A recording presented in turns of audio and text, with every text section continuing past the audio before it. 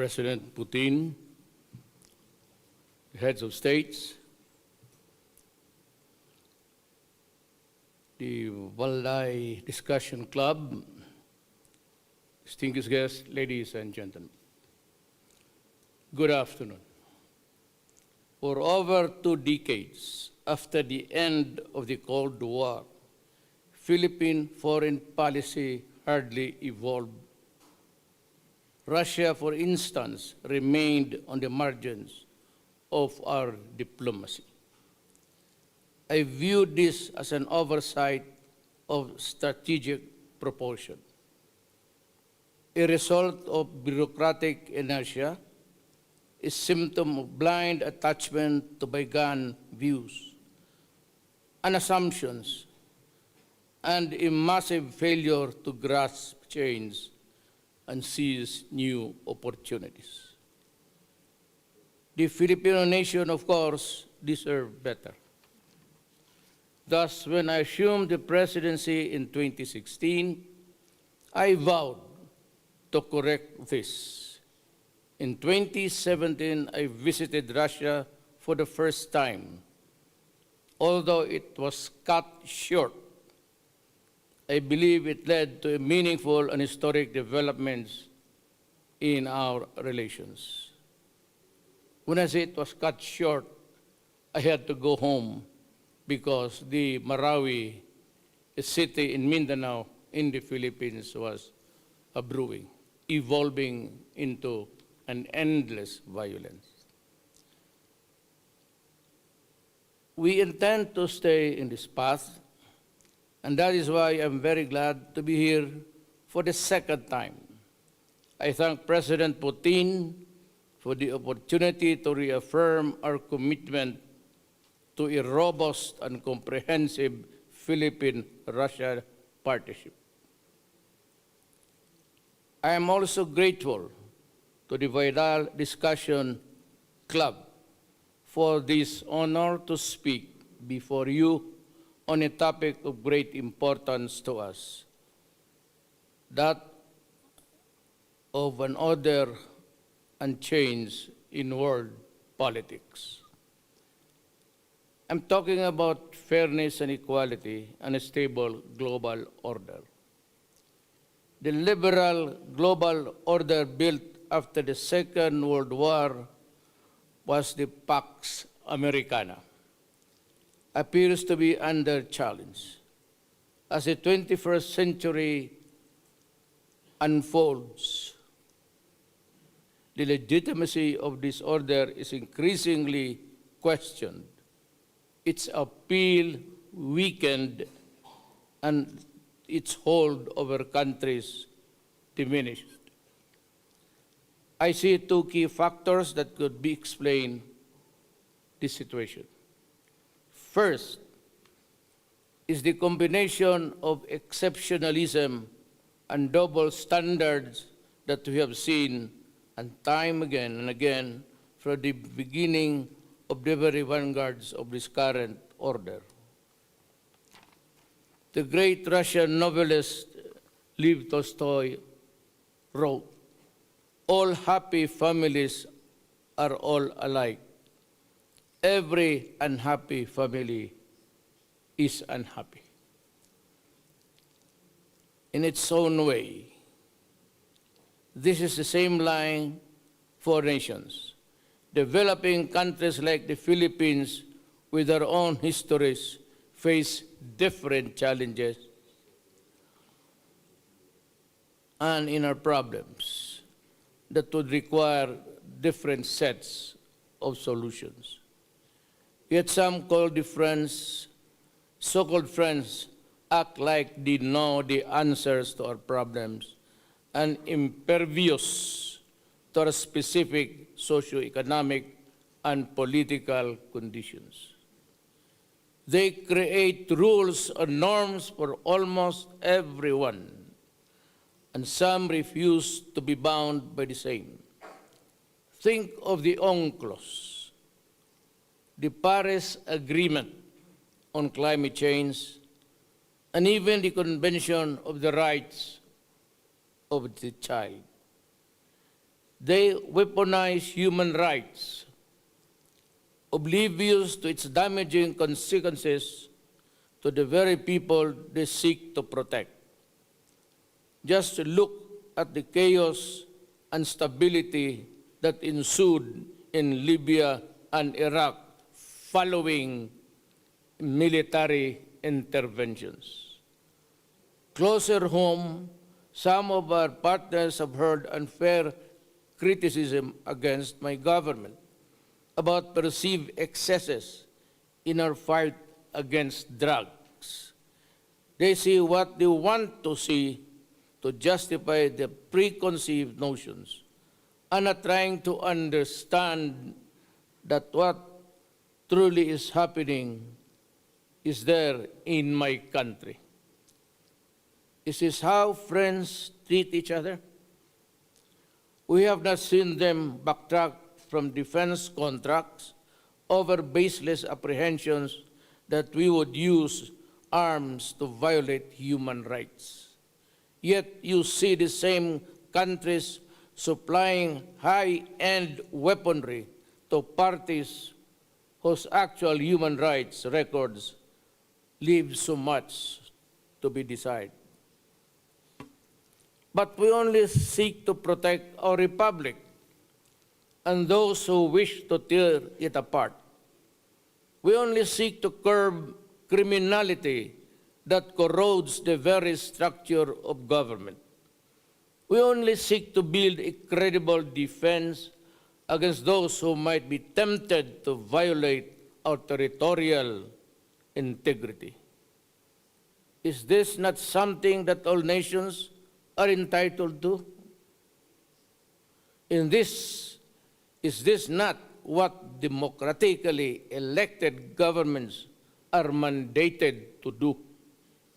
By their acts, they weaken my government's ability to protect law-abiding citizens from the outlaws.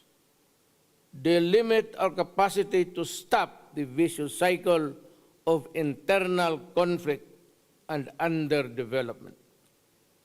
And they clip our wings, making it more difficult for us to effect meaningful change for our people. Now, let me ask you this. In what universe is this right justifiable or fair?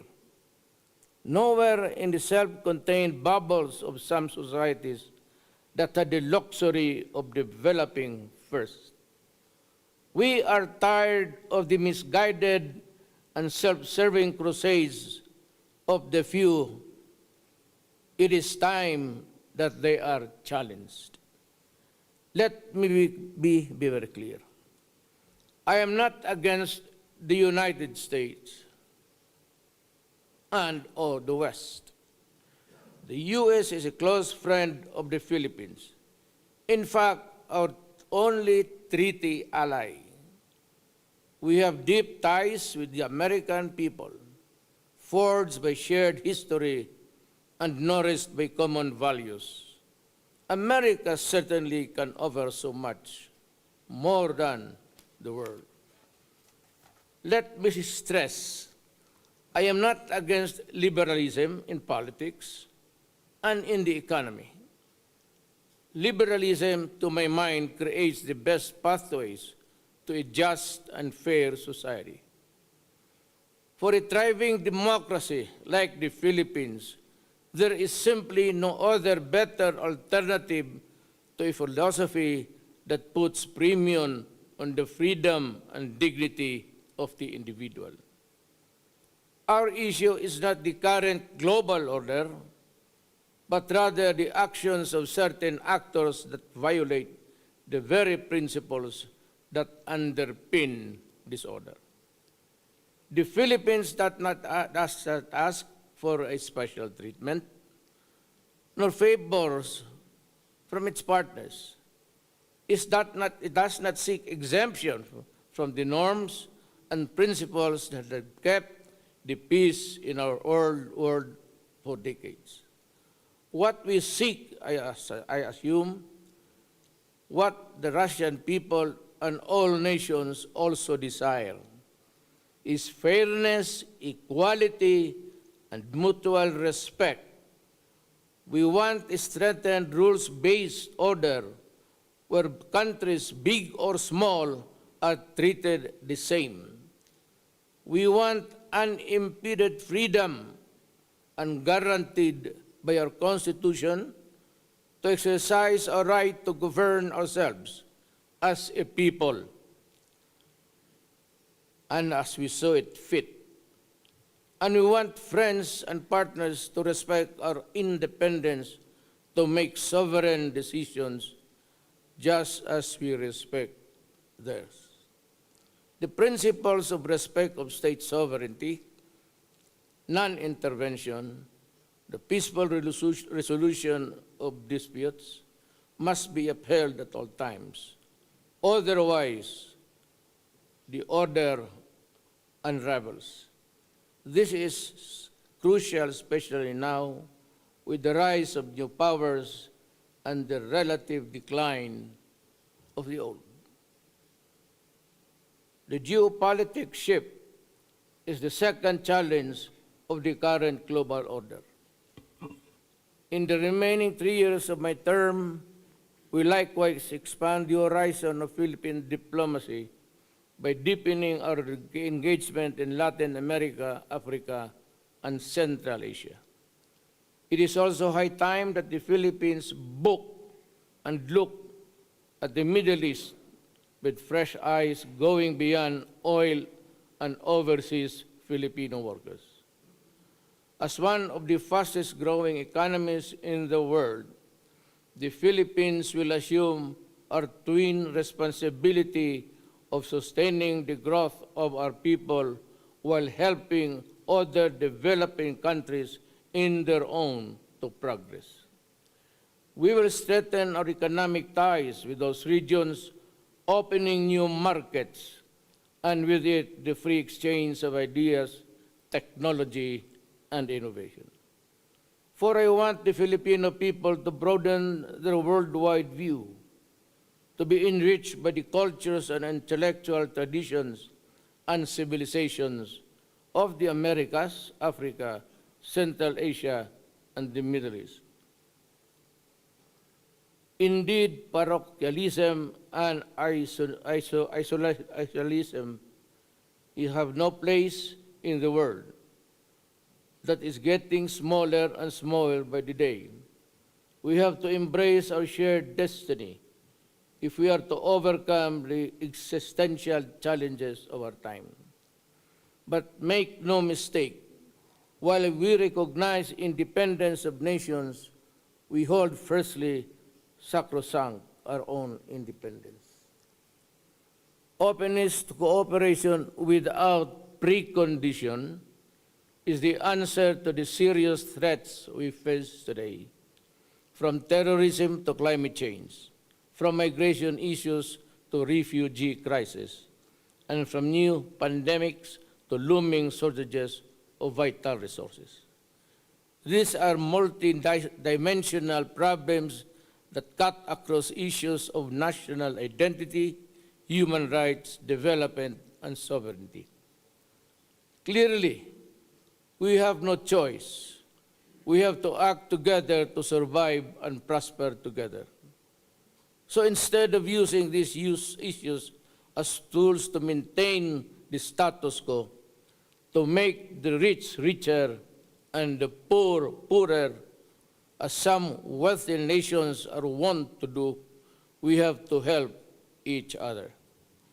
If we pursue genuine cooperation, we need to choose between sustaining development and protecting environment, between promoting diversity and maintaining national identities, or between upholding human rights and preserving local social order.